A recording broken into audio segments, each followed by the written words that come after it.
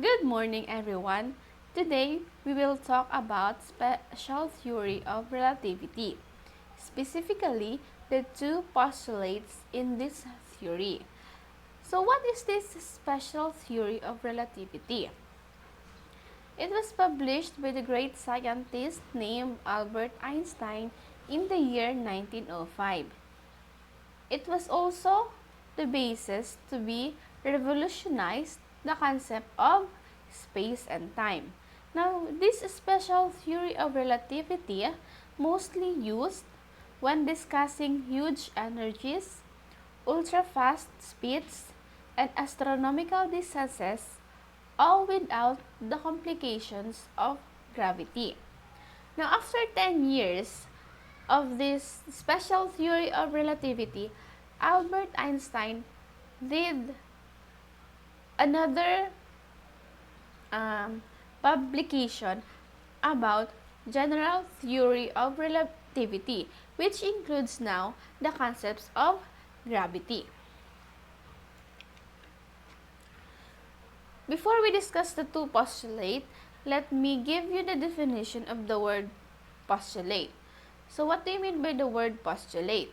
Postulate is a thing suggested or assumed as true as the basis for reasoning, discussion, or belief.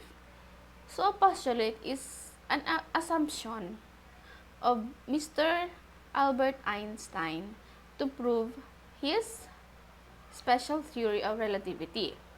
If we are careful to choose the correct postulates, then our theory will follow and will be verified by experiment. Another word, we have relativity.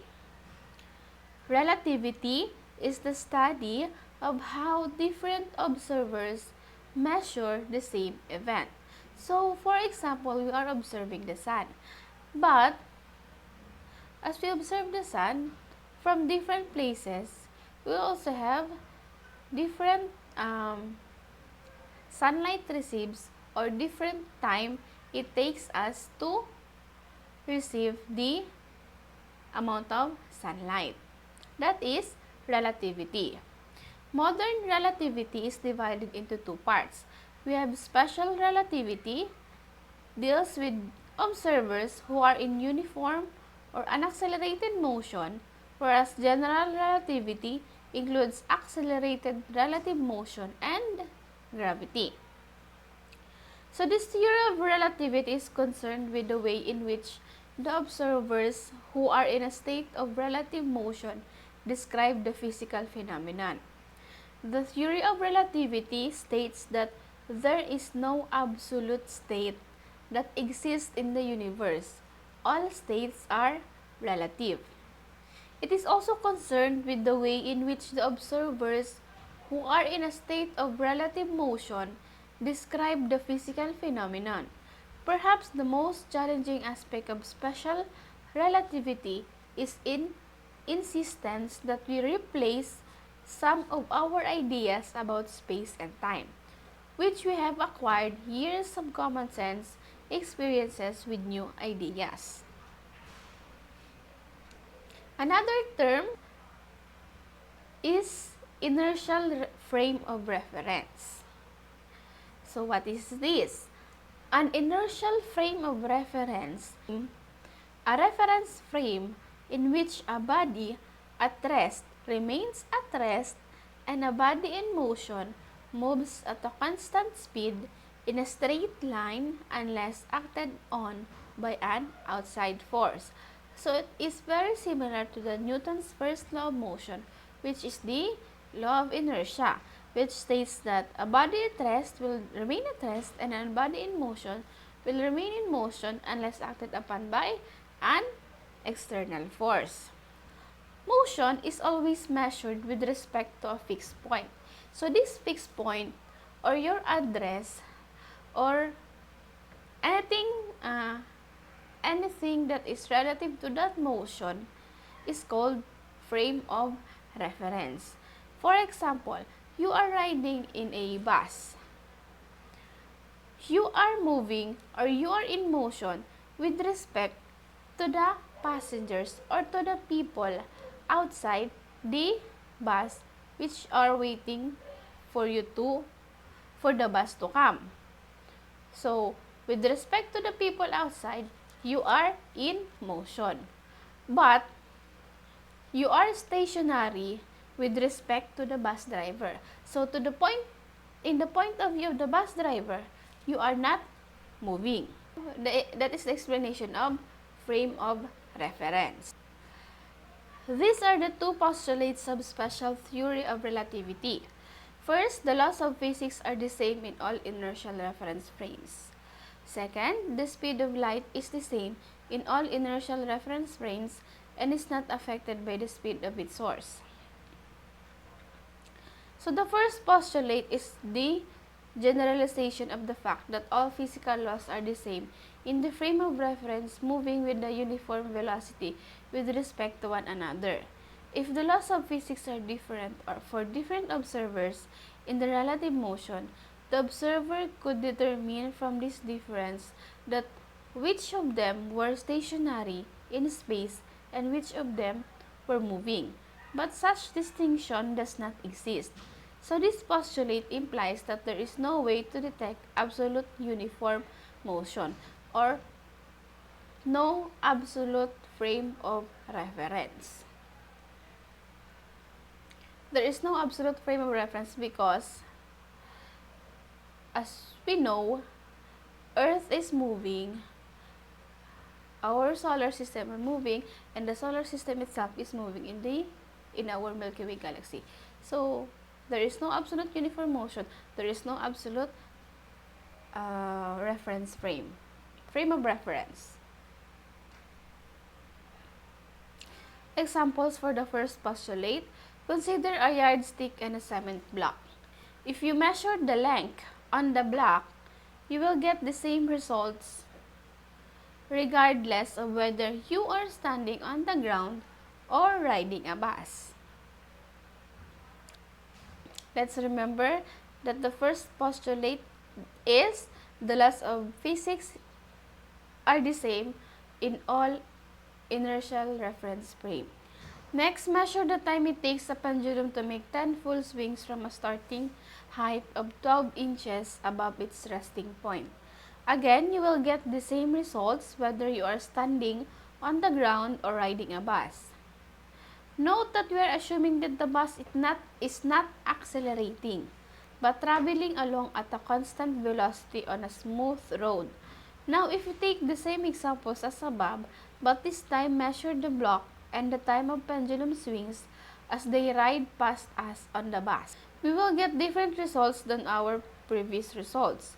The difference in the results of our experiments occurs because the laws of physics remain the same for all frames of reference.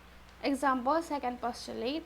Regardless of whether you are flying in an airplane or sitting on the couch, the speed of light would measure the same to you in both situations. The reason that is unexpected is because most physical objects that we deal with in the world add their speeds together. Let's also remember that nothing can go faster than light. Consider a convertible approaching you at a speed of 50 miles per hour. The passenger pulls out a slingshot and shoots a rock 20 miles per hour at you. If you measure the speed of the rock, you would expect it to be traveling at 70 miles per hour. The speed of the rock plus the speed of the rock from the slingshot. The speed of the car plus the speed of the rock from the slingshot. That is in fact what happens. If the driver measured the speed of the rock, he would only measure 20 miles per hour since he is already moving at 50 miles per hour with the car. So, the speed of the rock approaching to you is much faster than the point of view of the driver, which is only measured 20 miles per hour, while the speed of the rock approaching to you is 70 miles per hour because we added the speed of the car plus the speed of the rock from the slingshot. Now, if that same car is approaching you at 50 miles per hour and the driver turns on the headlights, something different happens. Since the speed of the light is known to be 669,600,000 miles per hour, common sense tells us that the car speed plus the headlight beam speed give us a total of 669,600,050 miles per hour. The actual speed would measure 669,600,000 miles per hour, exactly the speed of light. To understand why this happens, we must look at our notion of speed. Let us remember that speed is the distance traveled in a given amount of time. Speed is equal to distance over time. For example, if you travel 60 miles in 1 hour, your speed is 60 miles per hour. We can easily change your speed by accelerating and decelerating. In order for the speed of light to be constant, even if the light is launched from a moving object, only two things can be happening. Either something about our notion of distance or something about our notion of time must be skewed.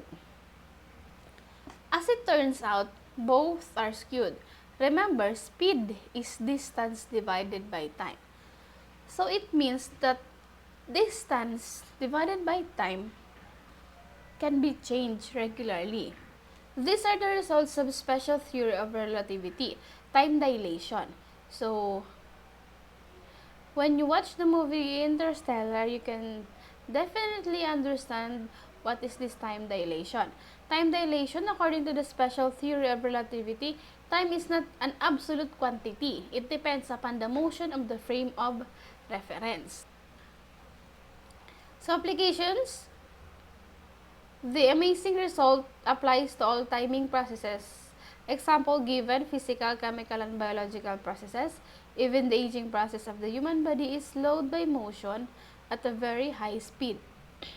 So, another result of special theory of relativity is the length contraction.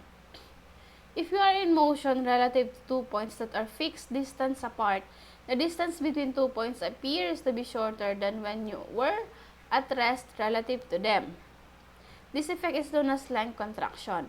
Length contraction happens only along the direction of motion. No such contraction would be observed perpendicular to the direction of motion. So the application of this is the distance from the Earth to a star measured by an observer in a moving spaceship would seem smaller than the distance measured by an observer on Earth frame. So, when we measure the distance from Earth to our Sun, in the point of view of the observer from the Earth, it is much farther. It is much farther rather than the observer from the moving spaceship. Another application is this. As your car approaches the speed of light, the length of the car measured by a stationary observer would be smaller than if the car was measured at a stood still. So, as we all know, the speed of light is very, very, very fast. In other conversion, it is 3.0 times 10 raised to 8 meters per second. So, it is very, very fast. So, if you are the stationary observer, the length of the car, when you observe the length of the car, it is much more shorter or smaller. When you are the stationary observer, the length of the car would be shorter. While if the car is stood still or it is not approaching the speed of light, or let's say it is just 100 kilometers per hour, 40 kilometers per hour, the measurement is much bigger. Importance of special theory of relativity. So this is the modern applications of the special theory of relativity. Relativity affects every aspect of physics. We have concentrated on mechanics, and later in this next, we consider the effect of relativity on electromagnetism. Indeed, we must carefully re-examine every subfield of physics from the perspective of the special theory, verifying that each is consistent with the two postulates. We must also note that relativity has passed every experimental test without the slightest discrepancy. It is a theory that is of great aesthetic value, providing us with a view more satisfying than of classical physics about the validity of different perspectives and symmetries. It is also a theory of great practical value, providing engineers with the proper guidance to construct large particle accelerators and providing those concerned about maintaining standards with the proper producers for correcting the reading of the atomic clocks when they are transported from one location to another. The first postulate of relativity is really an outgrowth of Newton's first law, the law of inertia, which defined the concept of an inertial frame and gave us the first notion that inertia observers would draw identical conclusions from observing an experiment in which no net force acts. It is not too great a leap to extend that view to assert that inertial observers should also draw identical conclusions from observing an experiment in which there is a net force. Finally, why should we single out the laws of mechanics for this equivalence? By expanding it to equivalence for inertial observers for all the laws of physics, we arrive at the first postulate, which is the laws of physics are all the same in all inertial frame of reference. The second postulate is also a reasonable one. It seems unrealistic to be able to transmit a signal at an infinite speed, thereby providing instantaneous communication throughout the universe. Moreover, experiments on the relativity of the time show that such instant communication between distant points is not consistent with observation. If there is limiting speed, then surely, by the first postulate, it must be the same for all observers regardless of their state of motion. Remember that the second postulate is all about light frame. The speed of light is the same in all inertial frame of reference. According to classical physics, space and time are absolute. This leads to the result of the laws of physics must be different or different observers. Relativity, on the other hand, tells us that the laws of physics must be the same for all observers, and as a consequence, space and time become relative concepts. Clearly, relativity is more absolute than classical physics.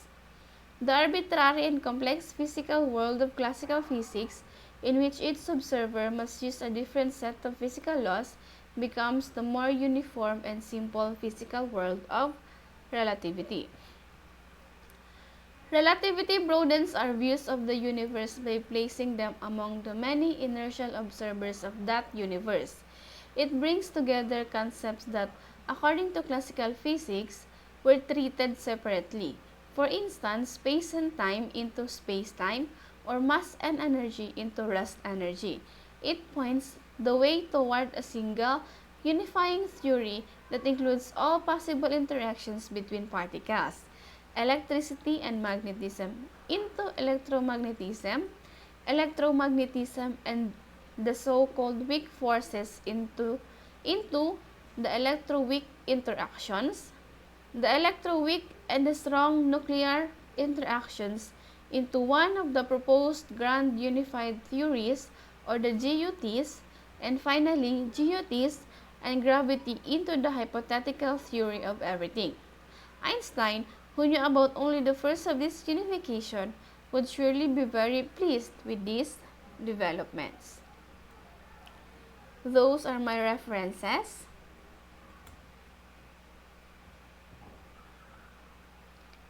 Thank you for listening.